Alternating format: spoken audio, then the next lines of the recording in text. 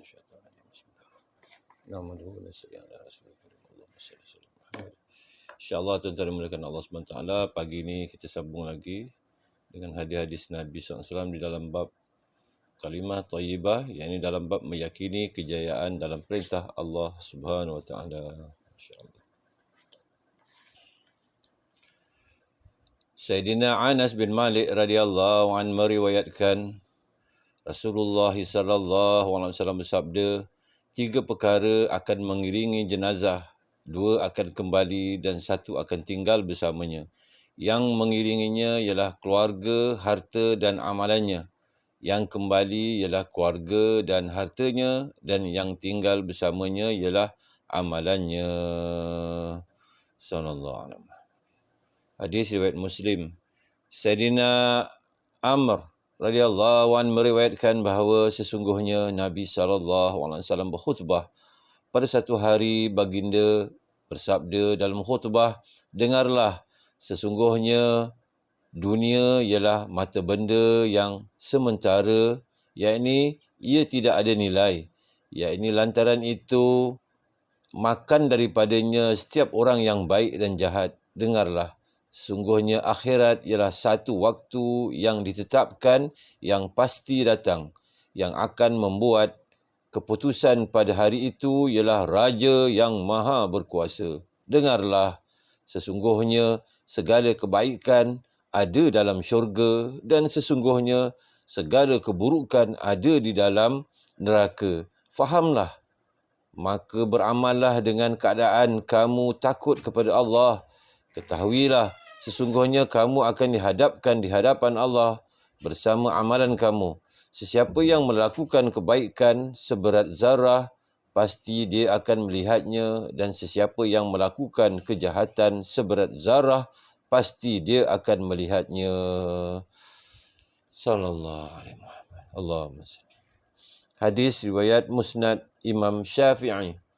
Sayyidina Abu Sa'id Khudri radhiyallahu anhu meriwayatkan bahawa beliau mendengar Rasulullah sallallahu alaihi wasallam bersabda, apabila seseorang hamba memeluk Islam dan keelokan Islam telah datang dalam kehidupannya, maka Allah SWT akan menghapuskan segala kejahatan yang dia pernah melakukannya dahulu. Selepas itu, kebaikan dan kejahatan akan dibalasi sebegini.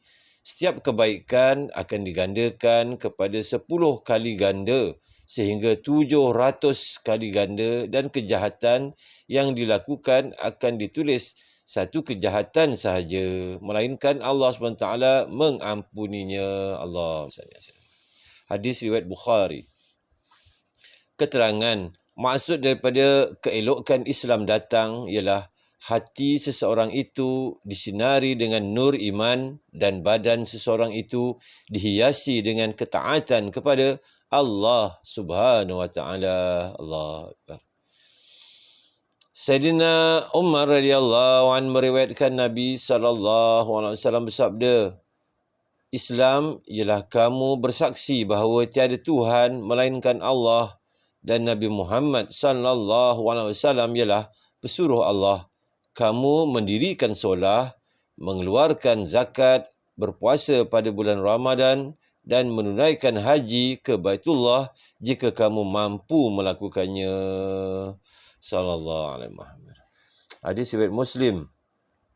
Sayyidina Abu Hurairah radhiyallahu anhu meriwayatkan bahawa Rasulullah sallallahu alaihi wasallam bersabda, Islam ialah kamu menyembah Allah, tidak menyekutukannya dengan sesuatu, kamu mendirikan solat, mengeluarkan zakat, berpuasa pada bulan Ramadan, menunaikan haji ke Baitullah, menyeru kepada kebaikan dan melarang daripada kejahatan, dan memberi salam kepada ahli keluarga kamu. Sesiapa yang mengurangi sesuatu daripadanya, maka dia meninggalkan sebahagian daripada Islam, dan sesiapa yang meninggalkan kesemuanya, maka sesungguhnya dia telah berpaling daripada Islam. Na'udzubillah.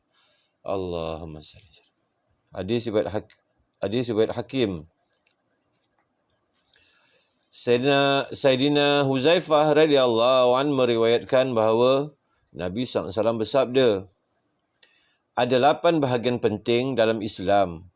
Iman, 1 bahagian, solah, 1 bahagian, zakat, 1 bahagian, haji, 1 bahagian, puasa, 1 bahagian, menyeru kepada kebaikan, 1 bahagian, dan melarang daripada kejahatan, 1 bahagian, dan berjihad di jalan Allah SWT, 1 bahagian.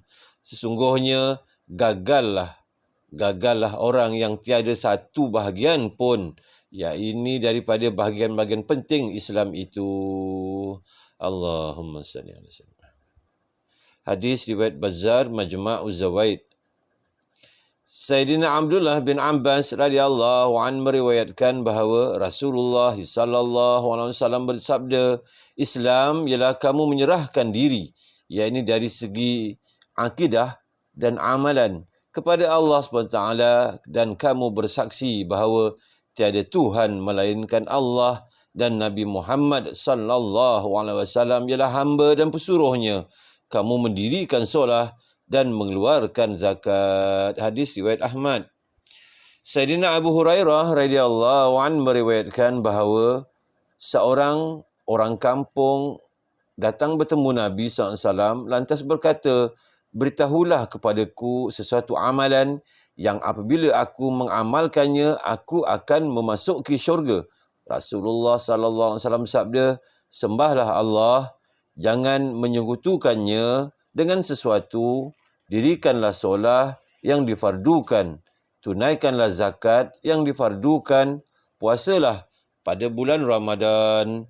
Dia berkata, demi zat yang nyawaku di tangannya, saya akan amalkan amalan-amalan itu sebagaimana yang Tuhan telah nyatakan. Saya tidak akan menambah apa-apa ke atasnya. Apabila dia beredar, Nabi SAW bersabda, sesiapa yang ingin melihat seorang lelaki daripada ahli syurga, maka lihatlah lelaki itu. Masya Allah. Hadis riwayat Bukhari. Allahumma salli alaihi wasallam. Jadi alhamdulillah, tuan-tuan mulakan Allah SWT. Mudah-mudahan apa yang kita dengar ni, Allah SWT kurniakan kita taufik dan hidayah, dapat kita amalkan dan sampaikan, insya-Allah. Kita tutup dengan tasbih kifarah. Subhanallah bihamdihi, subhanakallah wa bihamdika, asyhadu an la ilaha illa anta, astaghfiruka wa atubu ilaik.